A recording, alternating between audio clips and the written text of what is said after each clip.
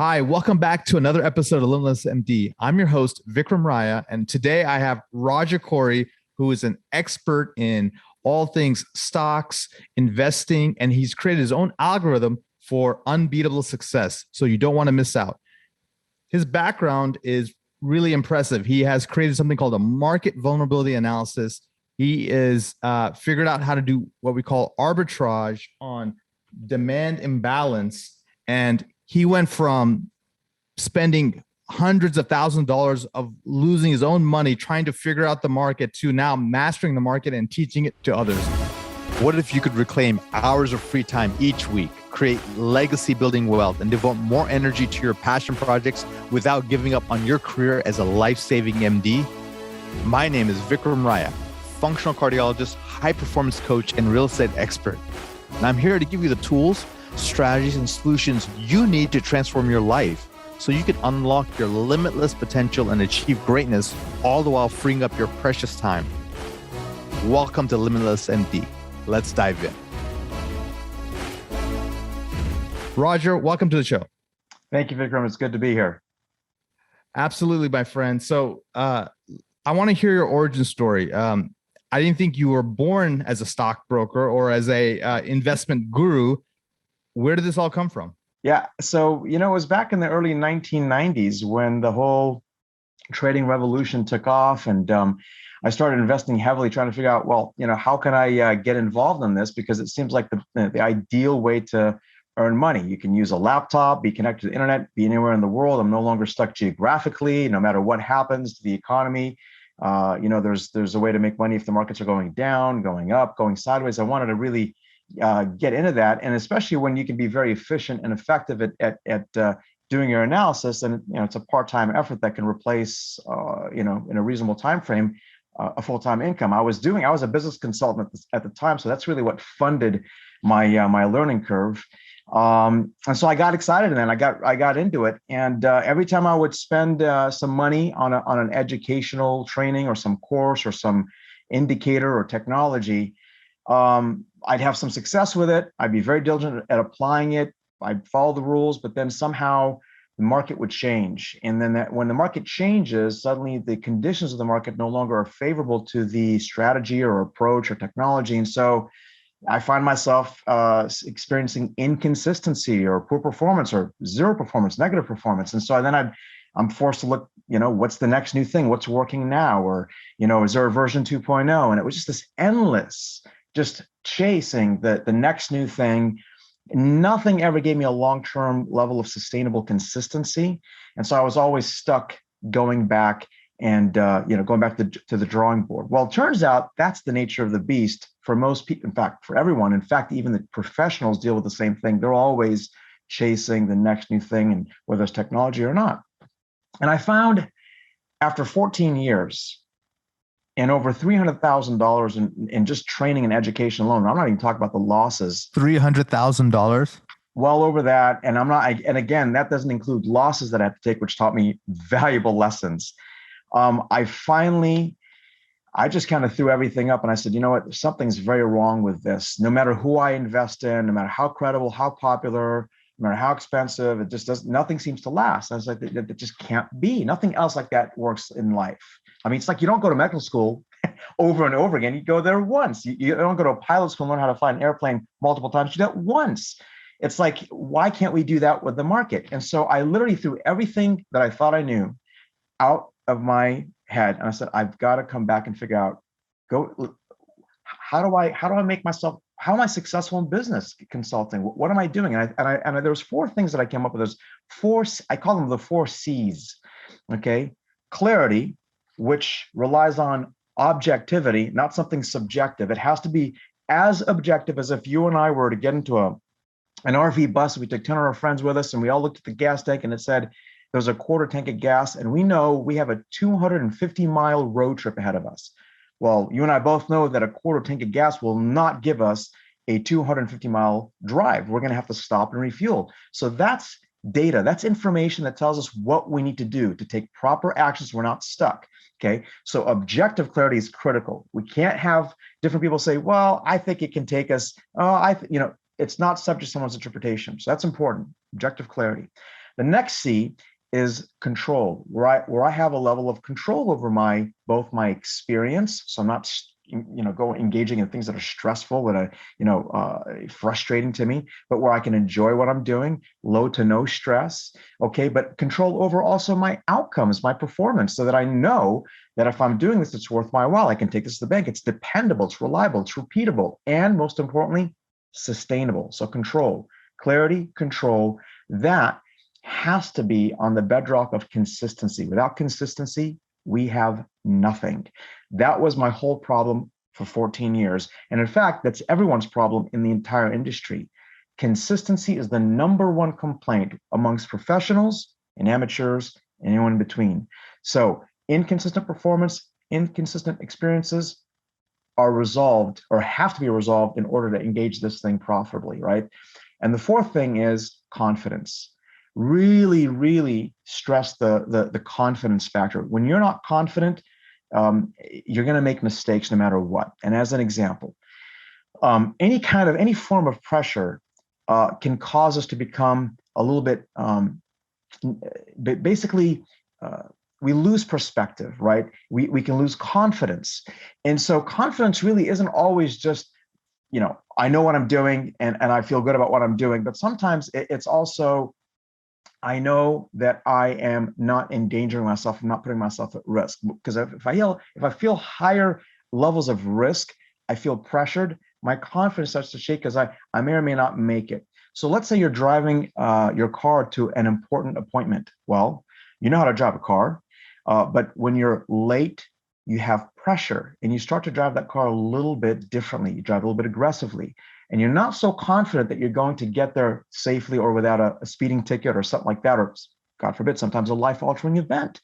So there has to be some wisdom in how we apply what we learn, where we know that we can be confident, so we're not applying whatever we know in an inappropriate manner. So does that make sense? Yeah, absolutely. When emotions are high, logic is low. And so if you have confidence in the system, and you have then you feel more competent and you're more likely to follow the algorithm and not vary and achieve the kind of results that I think you're trying to get for your clients, Roger. That's exactly right. And actually, I'll give you an example here. Think of a rubber band. Okay, when you see a rubber band, you basically know where the rubber band has reached its limit. Okay, and there's a couple of things to take note here. On one hand, once you feel like it's kind of come to its end, you know it's going to be snapping back. Now, what's interesting is, can you trust that it's always going to snap back?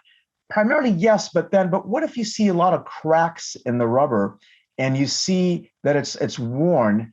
Then you might kind of think, well, this thing can snap before even pulling back, right? It can actually break and pop. That alone, being able to identify that piece of information helps you understand that not every time I stretch the rubber band is it going to snap back. It may just break, right? So that's the kind of clarity, simplicity, okay, that should be visually intuitive that a person needs, especially with the financial markets, because when you've got money on the line, your emotions are charged there. So you don't want to engage those unnecessarily. That's amazing, man. So you went from, being a consultant, being in the financial industry, but literally this is sort of your side hustle where you went all in and you tried to master the market and you got spanked several times for 14 years. For 14 years. And paying several $100,000 of education. Why didn't you quit, my friend? That's a great question. So, and I think a lot of now when I get like clients who come to me, they've got 20 years of experience, of trying to beat the market, trying to be consistent. And so I think what it is I think none of us who have any success in life, we know, not in an arrogant way necessarily, but just we know that we're smart. We know that we can, when we apply ourselves, we're going to succeed. And it's difficult for you to let go of this thing where like, I'm doing what I believe I'm supposed to do. I'm trying to be smart about it. I'm being diligent. I'm disciplined, and yet I'm not getting the results that I believe I should. So you can't let that go. So you keep trying, you keep pushing, keep persevering, and that was for me. Like I'm not going to be a failure. I cannot fail. I have to see this through, and I got to redeem myself and redeem 14 years of embarrassing. So something in you knew that there was a solution, and you just kept going for it.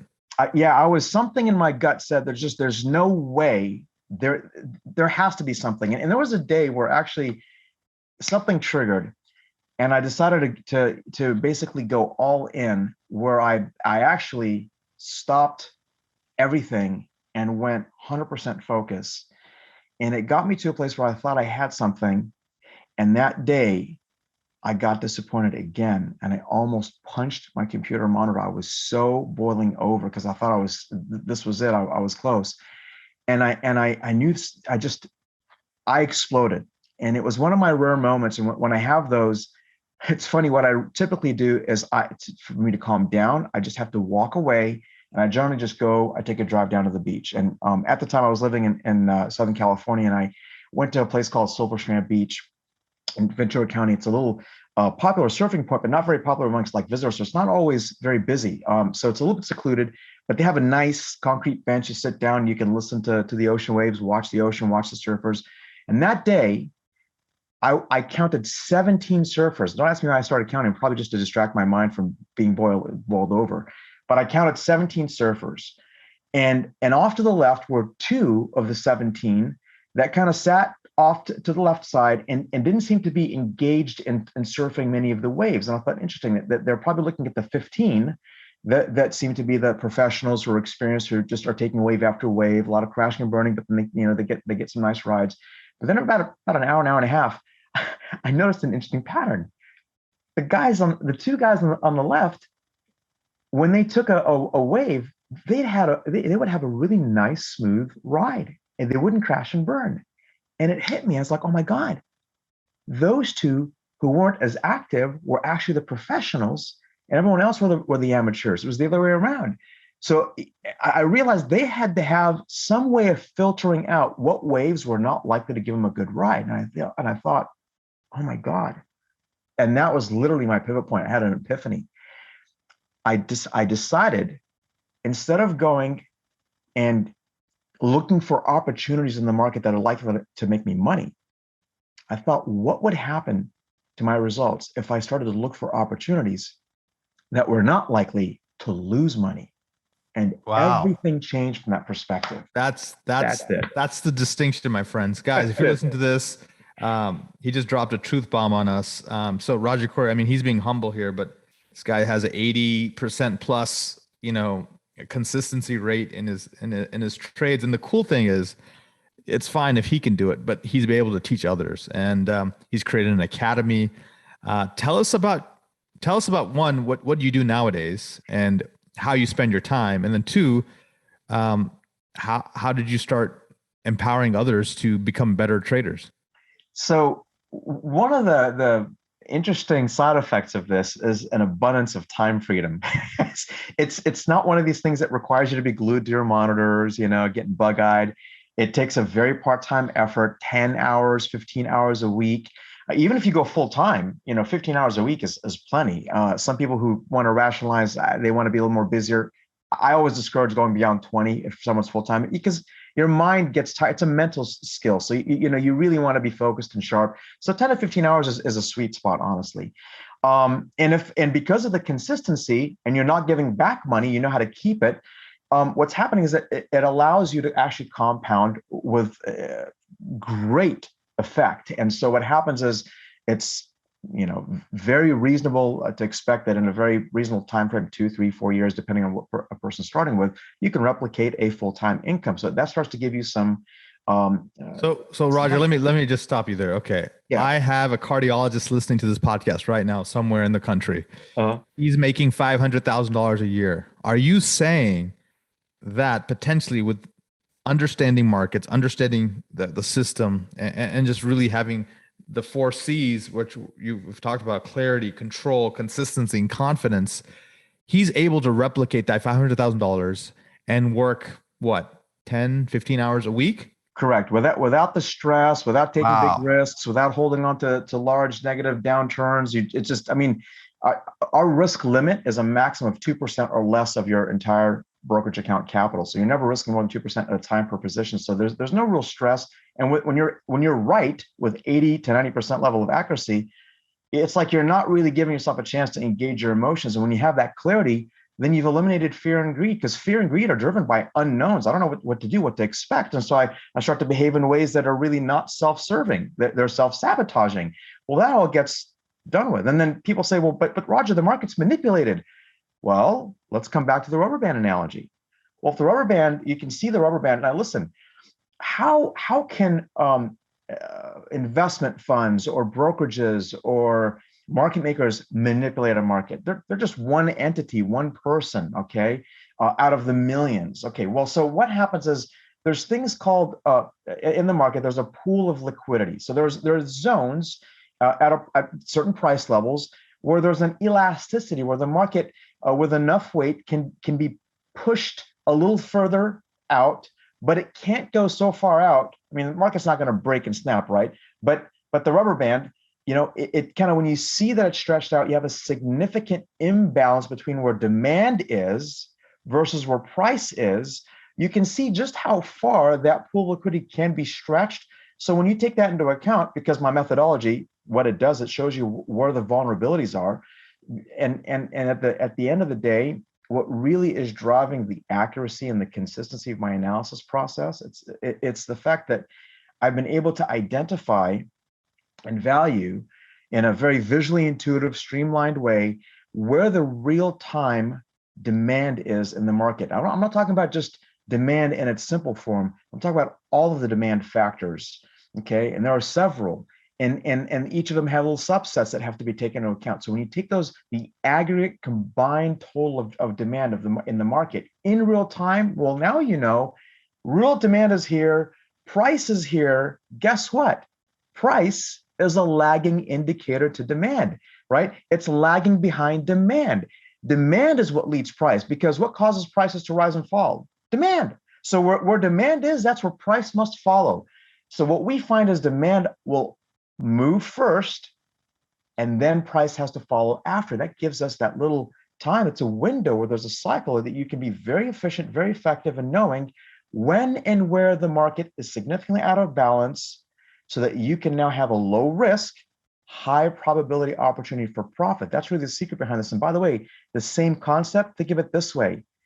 When demand shifts dramatically lower, not in a normal cycle, but all of a sudden gets outstretched way below price, guess what you just saw? You just identified that the market is now ripened for a significant correction or crash before it has a chance to occur. And now you can protect not only your short-term brokerage account income, but you can also protect your long-term retirement money that maybe is managed by some professional. You can call them up and say, hey, take me all cash. Why? No, just take me all cash.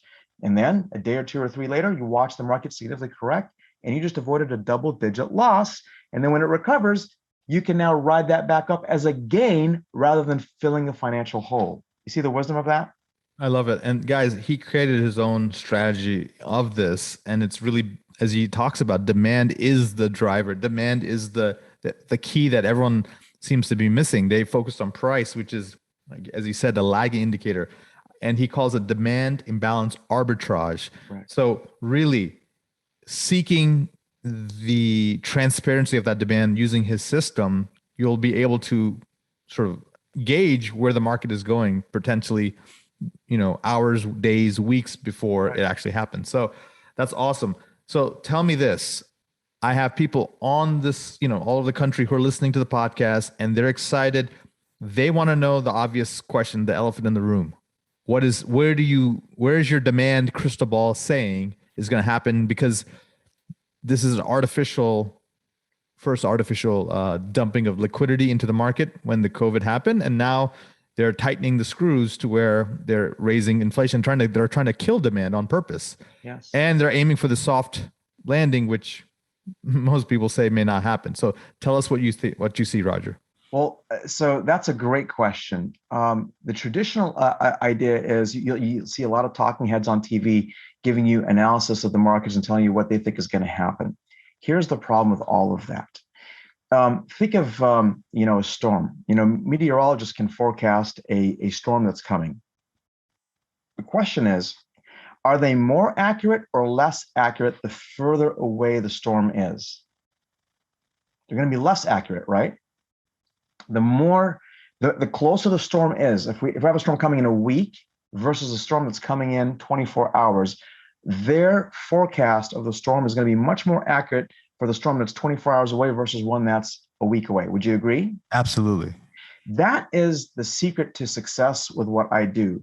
So actually, it's counterintuitive for us to try to forecast ahead what we think we're going to see, because it will mislead people and give them little ideas. And they might think, well, this guy, based on his background, he said this, and they put too much weight on that, and they go and act on that versus engaging the process that actually tells you, look, we need to know in real time what's happening day by day. We're no longer in a season or a cycle in the market where we have long multi-week and multi-month cycles that we can depend on. That used to be the case. It no longer is since coronavirus occurred. Now, in order to be more in control and have less risk, okay, and better performance, we're going to have to switch our perspective from I have to look at the market day by day. So now, for those of the listeners who don't have a lot of time on their hands, learning the process for a longer term portfolio is going to be a huge benefit, because they may not need to put the 10 or 15 hours a week, but if they spend a few hours a week, 2 or 3 or 4 hours a week, they're able to learn, acquire the skill. But then it just need a 10, 15 minutes, 20 minutes, half an hour a week, or even like 5 or 10 minutes a day, let's say, so that they can look at the market and know how to navigate with their larger portfolio if they're not interested in doing this on a more active level, right? So it really takes an approach that shifts away from the traditional, conventional, mainstream idea of how we go about managing our capital and our investments to really more active. No one's going to do a better job, by the way, than you. No one's going to care more about your money than you will, right? And that's what this is. One of the things is because it's not time consuming. I don't think I answered your question fully. Your last question was, this has blessed me with an abundance of time. So because I had a lot of time freedom on my hands, people started asking me, how is it that you're like always volunteering your time, you're socializing when everyone else is working? What do you do? And so I tell them like, wow, would you be willing to teach me this? And I said, yeah. And it actually started with a lady at church and her son. And that started to just kind of snowball into more and more people ask me, would you be willing to teach me? So 90% of my clients come from word of mouth referrals from existing clients. And actually, it's funny. I've got a doctor. He's got a medical practice in Florida, in South Carolina. He within 1 year of enrolling, we did a 1 year anniversary review of his real money account and how he'd been doing. And this is the best thing that I get from him. I mean, if you can put yourself in my shoes, he says to me, Roger, I have been at this for 20 years, looking to be consistent, looking for a way to be able to maintain my medical practice income after I retire from the account, my medical practice. And now I'm confident I've got it. And I have a very expensive bottle of champagne that I bought a few years ago. I promise that I open it when I feel like I'm confident that I can finally replace my medical practice income. So I'm going to pop that open tonight. I'm going to celebrate that with my wife. That's awesome. Yes. Send me a picture of you guys celebrating, and I'll send you a picture of toasting you right back. And that's to me amazing. And then he and I just before Thanksgiving of last year, totally by sheer coincidence, we met and had dinner in South Carolina. My nephew had a destination wedding there. And so he said, well, you and your wife have to have dinner with my wife and I. Said, we'll do that. We prioritize it. We had dinner. It was a Sunday night. It turned out to be his 2-year anniversary on the day. It wasn't planned. It just happened that way. And he began to show me what they're planning for their retirement, what this trading has enabled them to be confident in doing. So he was able to replace his practice income with this strategy. He was able to get what he wanted, to be able to feel like he can do what he wants with his life with confidence. That's awesome. That's incredible, right? To be able to have that confidence, that consistency, that that I've got control and security over what I want with my portfolio. So Roger, let me ask you a question. What's the youngest client or trainee you've had? Oh, I have some father-son relationships. That's really awesome. I've got some guys who just want their kids doing something where they have security. One of them is a professional windsurfer. So he got in just in his late teens, early 20s. Oh, wow. Is the youngest. So yeah. This may be a good strategy. Even, hey, like, I want my kids to learn how to make money outside of their profession. and I want them to do the profession that they want and that they're passionate about versus, hey, I have to do this for the X amount of income. And so this is awesome. And so that's exactly why, I got into real estate to where, I can create passive income and I can create these things, but it's nice to have multiple vehicles. And so now if you learn how to master real estate, you know how to master stocks, and sometimes you recommend even starting with currency. Tell them why you thought, and I in the green room we were talking, and that was a very interesting insight of why, yes, stocks and options do make sense, and it could be a good path. But tell them some of the starting platforms you actually get your people on. So I like to teach them currencies, I like to teach them futures markets because they are tax advantaged. So like the first 60% of your profit gets taxed at a flat rate of 15%. So, and then the balance is at your tax bracket. So why would you want to go trade something like stocks and then pay the full maximum tax on that, right?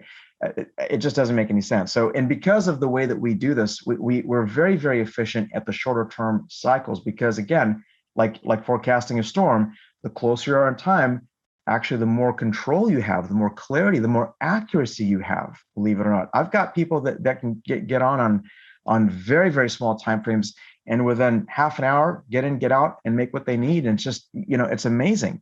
So that obviously is going to lead you to paying short-term capital gains tax. People say, well, I don't want to pay that much tax. But when you're beating the market, you're outpacing inflation by a significant margin, believe me, you're going to be more than happy to pay it, because it's going to transform your life. So it's not a big deal. And so I would say you really have to shift your frame of mind, your thinking, what you've been taught all these years about how to go about things. One of the things that I do is I tell people, don't come to me looking to be a trader. We don't trade or day trade. That's speculative. We're doing demand imbalance arbitrage. And so we're investing in these small pockets where we have a very low risk, high probability opportunity for profit, and in a very efficient, very effective manner, whether it's morning, evening, it doesn't matter. Markets now are open 24 hours a day nearly. And so, but what we do is what I like to have people kind of focus on doing is work towards replicating your full-time income through that part-time effort. Once you've done that, don't just stop there. I would say now let the abundance of the account that's growing grow, so that you can now start to take a significant portion of that growth and put it into passive yielding income investments, right? So that way you can replace your trading income with passive income. Then, and here's the wisdom behind this, by the way, you should never come to the markets with a need to trade. You should come to the markets with I want to enhance my lifestyle. I want to have more security, more control, more whatever. I want to enhancement. So I have people that come to me that need it, and I can't take them. And I don't care how much money they want to pay me. I can't with my conscience take someone who I know they're going to self-destruct because they have some pressure on them. If you have pressure, this is not the place to go. You should stick with real estate. You should stick with things that are not going to be full of emotion, like the markets in the heat of the moment, So because you got to be calm, cool, and collected. You have to come in wanting this so that you're able to say, yeah, you know what? I know why I'm saying no. I can forecast the market's going to be moving from point A to point B, but I also have the wisdom and the analysis process to tell me that it's moving inside of a very chaotic, stormy environment. So that would be the equivalent of you and I forecasting a storm is coming, but having the wisdom to know we shouldn't go out and run our errands in the middle of a storm. But the risks increase dramatically. I can get an accident or something bad's going to happen. So we hold out, we wait. So someone who's a little bit pressured to make something, they'll rationalize why, well, but I can forecast this, I'm going to get in. And they don't realize the emotions they engage, that be experiencing the stress of that in the middle, they can make poor decisions and start to have deteriorating outcomes. So I like it, Roger. It's more of a Zen system, baby. You got to be in Zen. So, hey, give me a book or two that really has inspired you recently. Well, this might come as a shock to you. The most influential book, to be honest with you, I was going through. To preface this, let me tell you, I was going through a real emotional and mental hell, and so I had a lot of questions, and they became very spiritually based. And so where I found my answers was literally reading the Bible, and then I took spiritual principles and I began to apply them. Would you believe that it was the spiritual principles set up in a process that led me to finally making this thing work and be? I just got the chills. It's just there's something when you're just focused on not being right, but doing what is right, being and exercising the muscle of virtue in a process that brings out the best version of yourself. I wasn't expecting you to ask that, so you open that Pandora's box. but so I'm not trying to preach it, but I'm telling you that that's the honest truth. And I'll just to follow up with that. I have a lot of clients who come back to me and tell me, and actually it's not them who'll tell me, their spouse, their wife will reach out to me 9, 10, 12 months later, 15 months later, and tell me, I can't believe what this has done for my husband. Never mind the finances, but he's become more patient. He's more present. The kids are enjoying him. He's enjoying the kids. Or I'll get it's because abundance is like you create abundance one area of your life, and if you do it the right way and you have the faith, like you're suggesting, it will seep into all areas of your life. And you want to be more charitable. You want to be charitable with your time, your money. You just feel like you have more to give because your cup is full. And so I love that, man. It's it just changes you instantly, because I'll tell you, to apply the process correctly, you have to learn to have self-control and practice the virtues. I can actually see someone, I can see a pattern where I go, that's interesting. Every time you've brought me a position, I'm looking at this, I have to ask you a question that's going to probably be off what you're expecting. But do you have a problem with forgiveness, or do you have an anger problem? Like, what does that have to do with my trading position here? Just answer the question. Do you? And oftentimes I get this teary eyes or crackly voice. Yeah, actually. But again, what does that have to do with anything? How did you even figure that out? Well, it shows up in how you're applying yourself. Let's deal with the root of that. So watch this. This skill set is going to enable you to have this biofeedback mechanism that's going to exercise the proper parts of your discipline and your understanding. And when you start to do that, you start to get rewarded by the market. You're going to start to see that spill over. You see the benefits. You start to become a different person. And when they take that seriously and they do that, they become more patient. They become more tolerant. They become enjoyable. They're present rather than being physically someplace, but their mind's somewhere else. They're like there with their wives or with their kids. It's an amazing thing. The virtues just really start to pop out, So as we wrap up here, Roger, I'm sure my guests are, excited just as much as I am. One, how can they learn more about you? Two, where can they get educated? And number three, how do they enroll if you're still taking on clients in your system?